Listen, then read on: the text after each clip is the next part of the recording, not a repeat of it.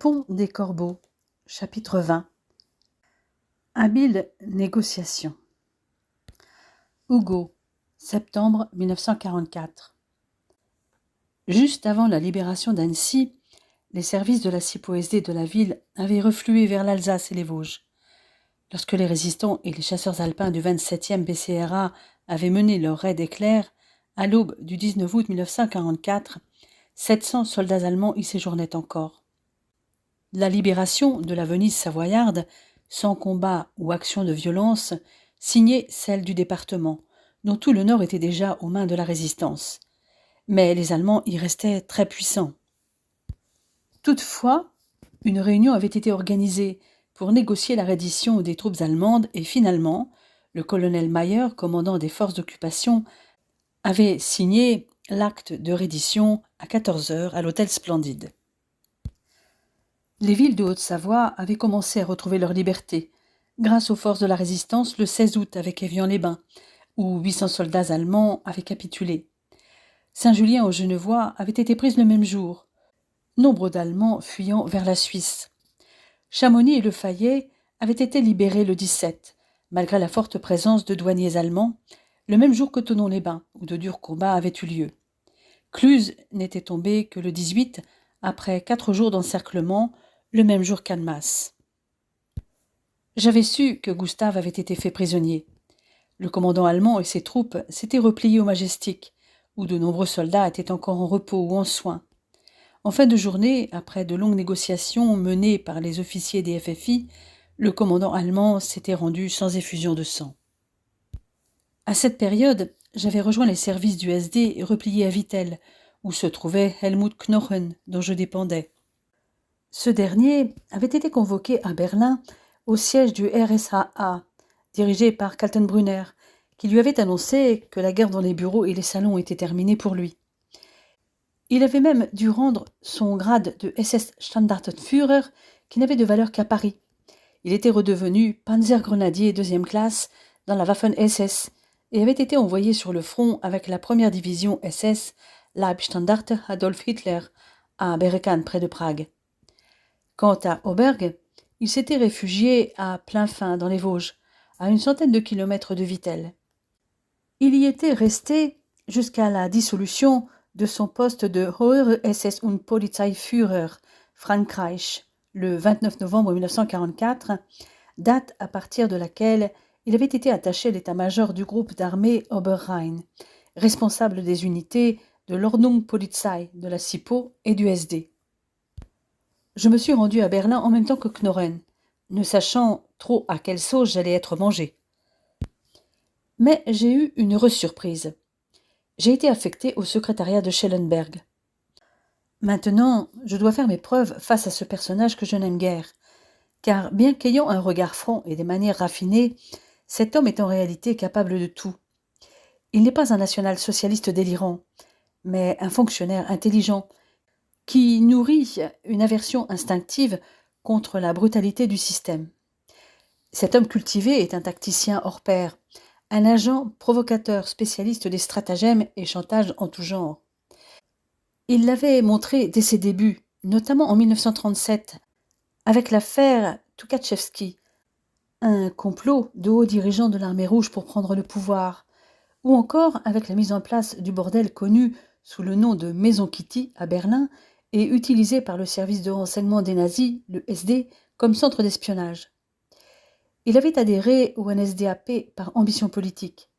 Son fait d'armes le plus notoire était l'enlèvement lors d'une opération commando réalisée entre autres avec l'aide de Knochen en novembre 1939, au lendemain de l'attentat à Munich contre Hitler, de 2 agents des services secrets britanniques à Venlo, en territoire hollandais neutre, près de la frontière allemande.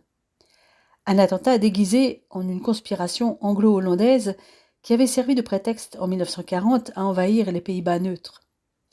Cette opération lui avait attiré la bienveillance de Himmler et l'honneur d'être décoré par Adolf Hitler, qui lui avait aussi confié la mise au point et l'exécution du kidnapping du duc et de la duchesse de Windsor, alors en résidence à Lisbonne. Le Führer pensait ainsi mieux persuader l'ex-roi d'Angleterre de collaborer avec lui pour faire la paix avec le Royaume-Uni, en installant le couple en Allemagne et avait même mis à leur disposition 50 millions de francs suisses déposés dans une banque de Genève. L'activité soutenue des agents de l'Intelligence Service, chargés d'une surveillance rapprochée du duc et de la duchesse de Windsor, avait fait échouer l'opération, tout autant que les réticences de Schellenberg relatives à la faisabilité et à l'opportunité politique de la mission. Schellenberg est avant tout un juriste et un haut fonctionnaire, doué dans tout ce qui est organisation. Il avait rédigé les lois antisémites en Autriche, procédé à l'organisation des centrales d'émigration juive, qui avaient ensuite été dirigées quelques semaines plus tard par Eichmann. C'est lui aussi qui avait organisé les premiers Einsatzkommando en Tchécoslovaquie, puis les Einsatzgruppen à partir d'éléments de l'armée, de la gendarmerie et de la police, visant à commettre des assassinats de masse en territoire polonais. Il avait également, à la demande de Heydrich, conçu la structure du RSAA, retenu par Himmler au printemps 1941. Il avait aussi apporté son concours aux opérations Andreas et Bernhardt, en cassant, grâce à son service de décryptage, le code de numérotation de la livre sterling et inondé l'Angleterre de centaines de milliers de faux billets afin de couler l'économie britannique. Schellenberg avait participé activement aux négociations concernant les limites de compétences territoriales des Einsatzgruppen sur le front de l'Est entre la Wehrmacht et le RSAA, et en avait rédigé le texte final. C'est lui encore qui avait préparé pour les SS la description détaillée des institutions des pays en passe d'être envahis, ainsi que la liste des personnalités à faire disparaître ou à emprisonner. Il avait notamment rédigé un effarant programme pour l'invasion de l'Angleterre, très détaillé. Cet homme assure généralement la conception des projets et laisse à d'autres le soin de la réalisation. Cela avait été le cas avec le démantèlement de l'Orchestre Rouge, un ensemble de réseaux d'espionnage en contact avec l'Union soviétique et opposé au nazisme. Responsable du contre-espionnage et des affaires internationales du SD, il avait pénétré l'organisation diplomatique des nazis. Ses rapports sont toujours très précis et détaillés, et si Himmler et encore plus Hitler en avaient tenu compte, les stupidités de l'administration politique en zone russe auraient été évitées. Il avait même remis au Führer fin 1943 les plans du débarquement en Normandie. Il avait été très tôt convaincu, peut-être par l'amiral Canaris qui l'admirait, ce qui n'avait pas empêché de l'arrêter en juillet 1944, de la folie du maintien d'un deuxième front à l'ouest. Walter Schellenberg avait tenté de nombreuses négociations pour obtenir un renversement d'alliance avec les alliés occidentaux et obtenir leur soutien contre les soviétiques. Mais les alliés exigeaient la tête de Hitler comme monnaie d'échange. Walter Schellenberg, en Asie convaincu que la juiverie internationale contrôlait les décisions américaines, avait proposé systématiquement la libération de juifs, voire l'arrêt de l'Holocauste, comme lors de la négociation avec Joël Brandt, un juif hongrois membre du comité d'aide et de secours d'Israël Katzner, en mars 1944. Je me suis vite aperçu du genre d'homme à qui je vais avoir affaire au quotidien. La prudence s'impose plus que jamais. Mon père, Johann Steinert, est ravi de ma nouvelle position auprès de Schellenberg. Que mon père soit fier de mon nouveau poste ne m'apporte guère. Cependant, je me suis demandé un moment si je n'ai pas obtenu ce poste en raison de l'amitié qui lie mon père avec Karl Ritter, un diplomate et haut fonctionnaire aux affaires étrangères qui est un agent de liaison entre le ministère des Affaires étrangères de Ribbentrop et l'OKW. Or, Schellenberg méprise fortement Ribbentrop, qu'il juge maladroit et borné. Cependant, Schellenberg a d'excellentes relations avec Herr Luther, le chef de la section Allemagne au ministère des Affaires étrangères et confident intime de Ribbentrop. Ce Luther voit Schellenberg comme un pont lui permettant d'atteindre Himmler, son pire adversaire en tant que chef de la SS qu'il abhorre, tout en avouant secrètement qu'il aurait aimé en faire partie. Schellenberg l'avait défendu une fois contre une attaque de Heydrich et Himmler, ce qui lui avait valu la reconnaissance de Luther qui, depuis, transmet loyalement ses requêtes professionnelles à Ribbentrop, ce qui a permis la signature d'une convention entre le SD et le ministère des Affaires étrangères. Mais en cette fin d'année 1944, Luther vient de tomber en disgrâce. Toutefois, Ribbentrop a maintenu sa confiance envers Schellenberg, même s'ils ont des idées très opposées. Pour mon nouveau patron, Hitler trouve son ministre des Affaires étrangères utile, car, comme tout son entourage, le diplomate accepte les ordres avec une ponctualité bureaucratique et les exécute correctement. Aux yeux de Schellenberg, l'incapacité de Ribbentrop n'a d'égal que sa haine de l'Angleterre, sa vanité et son étroitesse d'esprit. Je reste donc sur mes gardes vis-à-vis de mon chef, car une autre hypothèse pouvait être le lien qui unit ma mère avec la femme de Joseph Müller. Or, depuis l'attentat raté du 20 juillet, Horsensepp est prisonnier des SS qui font pression sur lui afin qu'il avoue sa complicité dans la tentative de meurtre de Hitler et son lien avec le pape. Je sais que lors du complot de l'opération Valkyrie, il était prévu que Müller se rende directement à Rome pour demander un armistice aux Alliés via le pape. Müller serait alors devenu le premier ambassadeur auprès du Vatican du nouveau gouvernement. Mais je suis persuadé que l'avocat résistera. En outre, il bénéficie toujours de la sympathie de Rathenhuber. Dans un premier temps, je veux avoir plus d'informations sur la destination réelle de Lucie. Est-elle à Ravensbrück, comme je le pense? La difficulté est d'accéder aux listes des personnes détenues dans les camps. Je dois me rapprocher de Richard Glücks, le responsable de l'IKL, et familier de Himmler, ou au moins accéder à des documents de l'Amt D. Pour atteindre mon objectif, je reste dans l'ombre de mon nouveau chef, compilant les informations pour rédiger des rapports aussi rigoureux et circonstanciés que ceux de Schellenberg lui-même. Ce dernier m'en a d'ailleurs fait la remarque et a fait de moi son secrétaire particulier. Ce qui m'amène à le suivre quand Himmler l'emmène rendre des comptes au quartier général de Hitler. Il règne dans ce lieu une atmosphère de travail intense et d'effervescence qui ne semble pas perturber Schellenberg. Jusque-là, je n'avais vu Hitler qu'en photo ou dans les actualités, un homme qui en imposait, le regard vif et autoritaire. Cependant, l'homme que je vois ce jour-là a un regard morne et las. Son bras gauche est agité de tels tremblements qu'il doit le soutenir avec sa main droite. Ses mouvements paraissent mal coordonnés et il est très voûté. Seule sa voix résonne aussi clairement et avec autant d'autorité que le souvenir que je gardais de ses discours enflammés à la radio. Toutefois, le débit est saccadé, les phrases décousues. Le Führer discute avec Schellenberg de ses derniers rapports qu'il dit lire régulièrement. Cet aveu est suivi d'un long silence, pendant lequel Himmler semble embarrassé. Schellenberg lui-même recule de quelques pas. Mais Hitler reprend la parole, et ces mots se gravent dans mon esprit. « Souvenez-vous d'une chose, Schellenberg, dit-il. Dans cette guerre, il ne peut pas être question de compromis. C'est la victoire ou la destruction. Et si le peuple allemand ne parvient pas à arracher la victoire, il sera détruit. » Mon cœur se met à battre plus vite. Ce fou est prêt à sacrifier tout un peuple.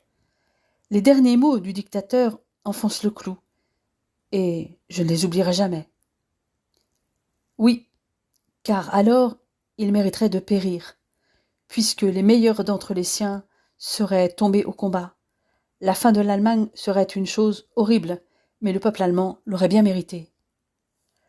Je ressens la folie qui règne dans la pièce, et je vois à ce moment la tête de Schellenberg, alors que Hitler condamne son propre peuple.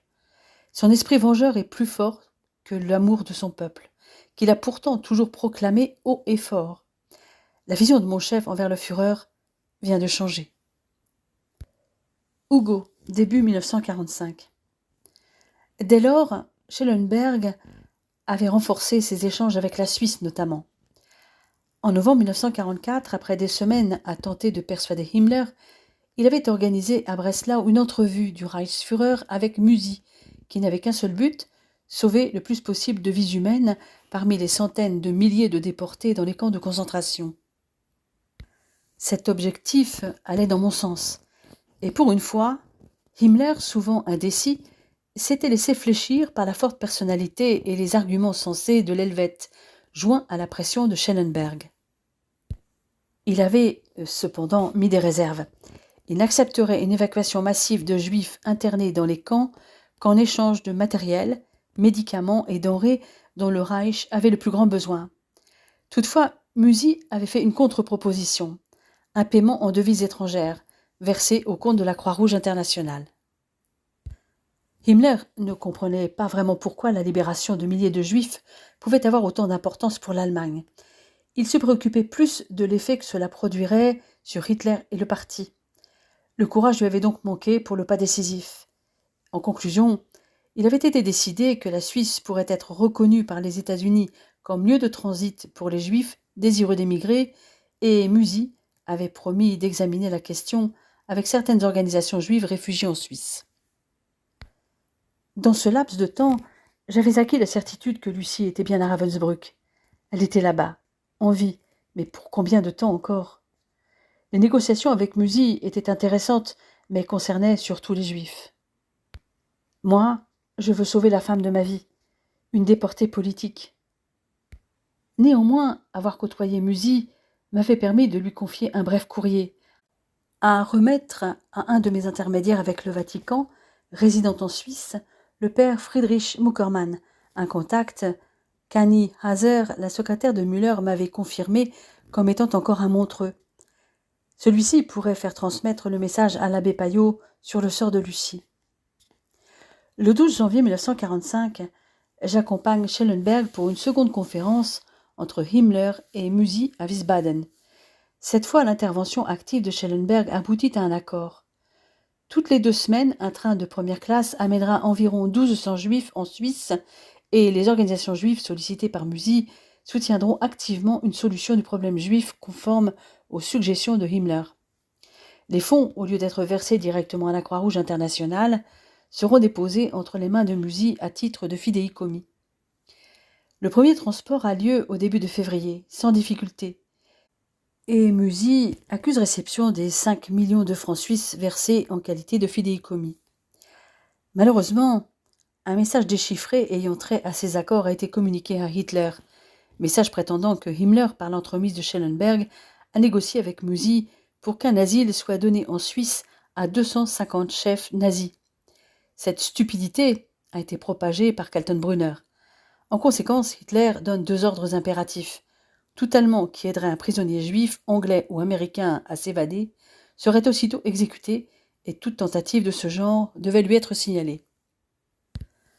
Schellenberg fait une dernière tentative et suggère à Himmler de demander aux Alliés une trêve de 4 jours, sur terre et dans les airs, à l'ouest, afin que pendant cette période, tous les juifs et internés étrangers puissent franchir les lignes en convois organisés, ce qui est une preuve de bonne volonté de la part de l'Allemagne. Il réussit tout de même à gagner à son projet le chef de l'administration des prisonniers de guerre, l'Obergruppenführer Berger, qui suit son conseil de passer outre à certains ordres de Hitler, sauvant ainsi des centaines de vies. Himmler, en revanche, n'a pas le courage de parler de la trêve à Hitler, mais en parle à Kaltenbrunner. Je commence à désespérer de voir ces rencontres aboutir à des actions concrètes. Kersten, homme assez grand et avec un fort embonpoint, semble l'homme de la situation.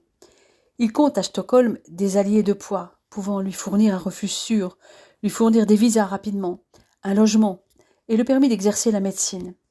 Dès avril 1944, le médecin de Himmler avait rencontré le Premier ministre Günther.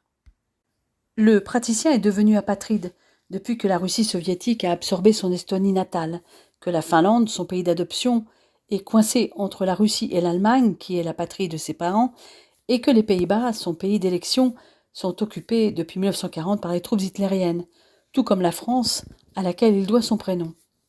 Il est prisonnier en Allemagne avec sa famille, puisque Himmler, son patient, dispose d'informations compromettantes sur ses beaux-parents et exige sa présence pour ses soins. Il est en effet devenu indispensable au Reichsführer, car le seul à pouvoir apaiser ses souffrances, ce qui lui donne en contrepartie un moyen pour obtenir certaines faveurs hormis sa liberté. Il a utilisé ce moyen pour rendre service à des amis et se constituer un réseau de renseignements grâce à ses patients berlinois, souvent influents, qu'il continue à soigner en parallèle. En revanche, il ne peut user du chantage que lorsque Himmler est malade, et donc sans défense et influençable. Bon moment pour lui présenter des listes de personnes à gracier, libérer ou mettre en résidence surveillée. Il note aussi tous les entretiens qu'il a avec le Reichsführer, tout comme il observe attentivement son patient repérant les particularités de son caractère et de son comportement. Cependant, Himmler reste muet comme une tombe sur ses entretiens avec Hitler ou sur certains sujets. Il n'avait eu connaissance de ce qui se passait dans les camps qu'en juillet 1942, et en particulier dans celui de Ravensbrück. Manquant de bras pour sa propriété de Harzwald, il s'était aperçu que ses voisins s'étaient procuré des travailleuses venues du camp. Il s'était donc mis en relation avec le commissaire agricole pour lui demander d'en mettre à sa disposition. Ainsi, fin juillet 1942, on lui avait envoyé 10 femmes pour une semaine. Ces femmes étaient des témoins de Jéhovah, qui avaient, du fait de leurs convictions, toujours refusé d'adhérer au parti nazi, faire le salut hitlérien, de participer à des travaux pouvant servir à la guerre, ce qui leur avait valu les pires châtiments, cachots, fouets, humiliations diverses, comme travailler jusqu'à épuisement dans les pires conditions. Elles avaient exigé de Kersten le silence absolu, car s'il venait à se savoir qu'elles avaient parlé, c'était la mort assurée pour elles. Désormais renseigné sur la question, il avait voulu en avoir confirmation par Himmler lui-même, à la première occasion favorable. Et cette occasion avait tardé à cause de l'embrasement du front de l'Est. En août, profitant d'un séjour en Finlande avec son patient, Kersten avait prétendu que par l'intermédiaire de Suisses rencontrés à la légation de Finlande et qui s'apprêtaient à se rendre en Suède, il avait vu des photographies de ce qui se passait dans les camps, des photos achetées à des gardes SS. Himmler était tombé dans le piège et avait voulu savoir où étaient les Suisses, ce à quoi Kersten avait répondu qu'ils étaient probablement déjà en Suède. Le Reichsführer avait juste essayé de minimiser les faits, mais ne les avait pas niés. Kersten avait ensuite suscité les confidences du personnel de l'entourage de Himmler et appris des choses qui corroboraient ce que lui avaient raconté les femmes de Ravensbrück, et même les surpassaient de beaucoup. Presque tous disaient que le peuple allemand ignorait les conditions dans les camps et qu'eux-mêmes étaient impuissants. Ils devaient obéir ou être tués. Le médecin avait vraiment l'impression d'évoluer dans un asile d'aliénés, administré par ces dangereux pensionnaires, uniquement préoccupés de pureté raciale et d'espace vital. Je pense exactement la même chose. À cette époque, Schellenberg avait obtenu le feu vert pour prendre certains contacts exploratoires avec des intermédiaires en pays neutres, afin de négocier avec les États-Unis pour éviter de combattre sur deux fronts. À la même période, Kersten et Schellenberg, qui partageaient les mêmes idées au sujet d'une fin anticipée de la guerre, avaient sympathisé. Kersten avait accepté d'user de son influence auprès de Himmler et Schellenberg avait promis à Kersten de le protéger contre Heinrich Müller. Qui plus est, le médecin avait diagnostiqué chez son complice une pathologie duodénale dont il avait fait disparaître les symptômes douloureux. Aussi, lorsque je suis devenu le secrétaire particulier de Schellenberg, j'ai côtoyé rapidement le médecin qui a repéré chez moi les mêmes préoccupations que les siennes. En ce début d'année, il évoque avec moi les prisonnières de Ravensbrück et ce qu'elles lui avaient raconté, ainsi que la confirmation des faits, bien que minimisés par Himmler. Cette fois, j'étais édifié, m'avoue-t-il. Les sombres pressentiments des dernières années, les craintes et les préoccupations de mes amis, tout cela se trouvait confirmé et même surpassé au centuple. Je savais qu'il me fallait faire quelque chose, mais quoi? Je sais à ce moment que Kersten sera mon principal allié. Cette fois, Lucie a une forte possibilité de s'en sortir. La chance est enfin de notre côté. Le médecin et Schellenberg ne ménagent pas leur peine pour persuader Himmler d'aller dans leur sens, mais ce dernier freine des cas de fer. Il a prêté serment au Führer, à qui il doit tout, et ne veut pas le trahir. Aller à l'encontre de ses plans et a fortiori le renverser est hors de question. Si lui ne l'avait pas fait, il y avait eu la tentative de juillet 1944, et déjà à cette époque, Kersten s'était employé à sauver quelques hommes pris dans les filets de la Gestapo. Mais par manque de chance, la santé de Himmler à ce moment-là était bonne. Il avait néanmoins réussi à sauver 2 hommes. Mais lui-même s'était retrouvé menacé, ce dont il avait été averti par Schellenberg, qui lui avait aussi conseillé quoi faire pour éviter le pire et mettre en échec Kaltenbrunner. Mieux, à la fin de l'année 1944, Himmler avait commencé à faire quelques concessions, comme faire détourner, mais par erreur, un convoi de 2700 juifs vers la Suisse, faire libérer 3 ingénieurs suédois prisonniers initialement condamnés à mort que Kersten avait ramenés chez eux juste avant Noël, ainsi que la promesse de la libération de 50 policiers danois et d'autant d'étudiants norvégiens d'ici la fin janvier. À la fin de ce mois de janvier, la course contre la mort de centaines de milliers d'individus des camps s'engage avec le comte Bernadotte. C'est Kersten que le ministre suédois Günther charge d'informer Himmler que, conformément à l'accord de décembre, le gouvernement suédois a décidé d'envoyer environ 100 autobus en Allemagne sous le couvert de la Croix-Rouge et de lui faire savoir que le comte Bernadotte a été désigné comme chef du transport principal pour cette action. Kersten doit s'assurer que l'accueil de Himmler sera favorable, et Günther a mentionné que les Hollandais, les Belges et les Français, dont le médecin a obtenu la libération, pourront également faire partie du transport. Un message de l'ambassadeur de Suède, Thomsen, fait savoir que le comte Bernadotte désire venir à Berlin afin d'avoir un entretien avec Himmler. Ce dernier, intéressé, demande à Kaltenbrunner de sonder le Führer. Le directeur du RSAH, peu téméraire, charge le Gruppenführer Fegelein, beau-frère d'Eva Braun, la compagne de Hitler, de parler de la visite du comte. La réponse est qu'on ne pouvait arriver à rien dans une guerre totale avec ce genre de sottise.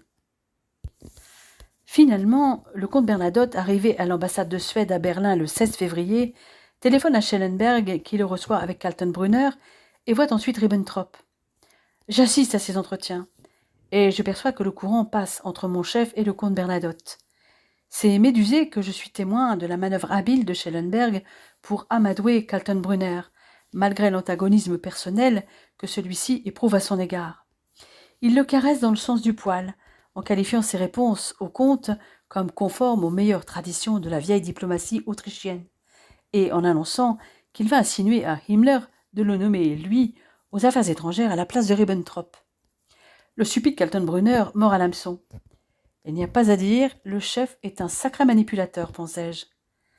Le chef du RSAA, en un tour de main, devient un ardent partisan de la rencontre Himmler-Bernadotte, en dépit de l'avis de Hitler. Himmler se déclare prêt à la rencontre, mais sans Kaltenbrunner qui, bien sûr, prend mal la chose. La rencontre a lieu à Hohenlöchen le 19 février et aboutit à un accord mitigé. Tous les prisonniers danois et norvégiens seront rassemblés en un seul camp dans le nord-est de l'Allemagne.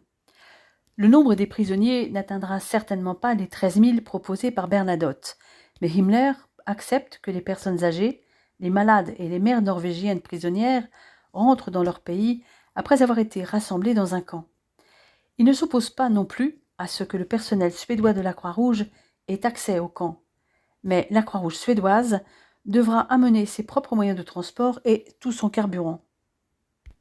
Bien entendu, Kaltenbrunner et Heinrich Müller, le chef de la Gestapo, soulèvent des objections.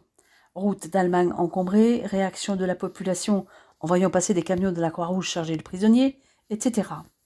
Ce à quoi Schellenberg propose de faire des transports de nuit et du personnel de ses services pour mener à bien l'opération. Félix Kersten est alors toujours en Suède et Günther le sollicite de nouveau suite à la réception de nouvelles listes de personnes enfermées dans les camps et dont la vie est en péril.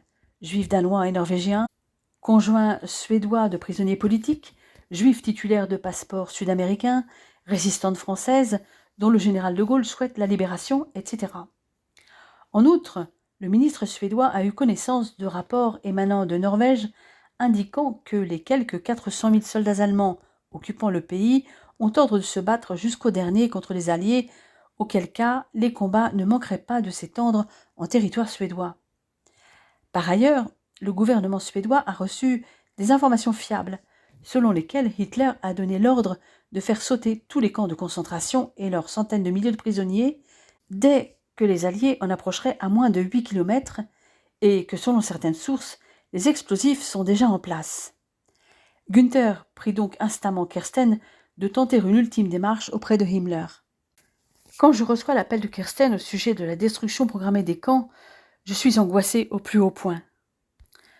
Le médecin revient par avion dans la foulée dans un Berlin en ruine et joint non sans difficulté Hohenlöchen par des routes défoncées. Il y retrouve un Himmler épuisé. Profitant du besoin de soins du Reichsführer, Kersten commence à négocier dès le 5 mars. Les tractations sont rudes et tumultueuses. Himmler refuse tout en bloc. Les ordres du Führer seront exécutés à la lettre. Tous les jours, à 11 heures, pendant les séances de traitement, le médecin aborde le sujet. Mais aucune concession n'est faite aux thérapeutes, que ce soit sur la libération des Juifs, la sauvegarde des camps de concentration, des ordres donnés aux troupes d'occupation en Norvège ou les destructions projetées de La Haye. Kersten me tient au courant au jour le jour, et en parallèle, je commence à envisager un plan pour sauver celle que j'aime, à défaut de sauver tout le camp de Ravensbrück. Mais une petite lueur d'espoir surgit le 9 mars, lorsqu'une nouvelle épidémie de typhus se déclare à Bergen-Belsen. Kersten arrache une instruction adressée à tous les responsables SS pour que l'épidémie soit combattue sans délai, avec tous les moyens médicaux possibles, précisant que tous les prisonniers sont sous la protection personnelle du Reichsführer. Les jours suivants, les discussions piétinent, jusqu'au 12 mars, où le médecin parvient à arracher un accord important selon lequel Himmler ne transmettra pas l'ordre de Hitler de faire sauter les camps à l'approche des Alliés, aucun ne devant sauter et aucun prisonnier ne devant être tué. À l'approche des Alliés, les camps hisseront le drapeau blanc et seront remis de manière ordonnée. Toute nouvelle exécution de Juifs est suspendue et interdite, ces derniers recevant le même traitement que les autres prisonniers. Les camps ne seront pas évacués, les prisonniers resteront sur place et pourront recevoir des colis de vivres. Lorsque j'ai connaissance de cet accord, je ne suis qu'à moitié rassuré. Certes, le Reichsführer tient généralement parole lorsqu'il s'est engagé, mais j'hésite à être confiant. Kaltenbrunner, Bormann et Gestapo Müller sont toujours en embuscade pour mettre des bâtons dans les roues. En outre, Hitler peut toujours intervenir et remettre tout en question. Sans compter les bombardements anglo-américains susceptibles de supprimer les acteurs de cette tragédie, Himmler et ses sbires comme les prisonniers des camps. Kersten continue, après cette date du 12 mars, à assaillir son patient, lui soumettant sans cesse de nouveaux noms d'individus à libérer. Cependant, c'est le sort des Juifs qui le préoccupe le plus, car ils sont menacés plus que les autres. Le 14 mars, il me confie qu'il a soulevé la question de la libération des Juifs du camp de Bergen-Belsen. Himmler se montre bien disposé envers l'envoi de vivres et de médicaments aux camps de concentration qui doivent être adressés en première instance à des individus spécialement désignés, qu'ils soient juifs, néerlandais, norvégiens ou autres. Le lendemain, Kersten propose de rassembler tous les juifs dans des camps spéciaux sous le contrôle de la Croix-Rouge, qui sera également responsable des soins et de l'alimentation. Le 16 mars, il discute de la libération de certaines catégories de juifs, qui pourraient être autorisés à aller en Suède ou en Suisse, et Himmler consent à examiner une liste de noms. Il rédige même un ordre exprès, interdisant toute cruauté envers les prisonniers juifs et leur mise à mort. En outre, le médecin obtient le 17 l'assurance qu'il en laissera partir 5000 vers la Suède ou la Suisse, appelant même Rudolf Brandt, le conseiller personnel de Himmler, pour l'informer et lui demander s'il est possible d'augmenter le nombre des personnes libérables. L'officier a accepté, arguant qu'avec un peu de temps et de discrétion, il doit être possible de le doubler. Mais ce que j'attends, c'est un geste pour libérer les femmes françaises de Ravensbrück, ce que Himmler avait promis en décembre. Kersten fait donc le siège de son patient, lui faisant remarquer que la France n'est plus sous occupation allemande et que le motif de leur arrestation a perdu toute signification. Mais à la grande surprise de Kersten, qui pensait qu'il serait facile d'obtenir satisfaction, certaines prisonnières étant détenues sur ordre supérieur, Himmler craint des complications. Il finit toutefois par accepter de relâcher 800 femmes françaises et de les laisser transporter jusqu'en Suède. Mais il veut en garder un certain nombre pour avoir barre sur la France. Il va apparemment choisir des femmes dont la libération ne présentera pas de danger et le médecin doit se mettre en rapport avec Brandt au sujet des mesures à prendre pour leur libération immédiate. Lorsque le médecin m'en informe, je me reprends à espérer. Mais ce que je veux désormais, c'est aller sur place, à Ravensbrück. Je veux constater que les ordres donnés pour l'interdiction de tout acte de cruauté envers les Juifs et de leur mise à mort, ainsi que pour la mise à disposition de moyens médicaux nécessaires aux prisonniers sont respectés. Mais surtout, je souhaite m'assurer que le nom de Lucie figurera bien dans les 800 femmes libérables. Himmler donne l'ordre à l'Obergruppenführer Paul d'aller voir tous les commandants de camp pour leur dire de ne plus toucher aux Juifs. Ce dernier doit aller à Neuengamme, Oranienburg, Sachsenhausen, Großrosen, Auschwitz, Flossenbürg, Buchenwald, Dachau, Mauthausen et Bergen-Belsen. Mais rien n'est planifié pour Ravensbrück. Aussi, je demande à ce que la même mission soit accomplie à Ravensbrück et me porte volontaire. J'obtiens gain de cause. Officiellement, Himmler a missionné Rudolf Brandt, qui est Standartenführer pour cette tâche que je vais remplir par délégation. Du quartier général de Himmler à Prenzlau jusqu'à Ravensbrück, il n'y a qu'une 50aine de kilomètres, mais difficiles à parcourir avec les civils qui arrivent en masse de l'Est, fuyant devant les Russes.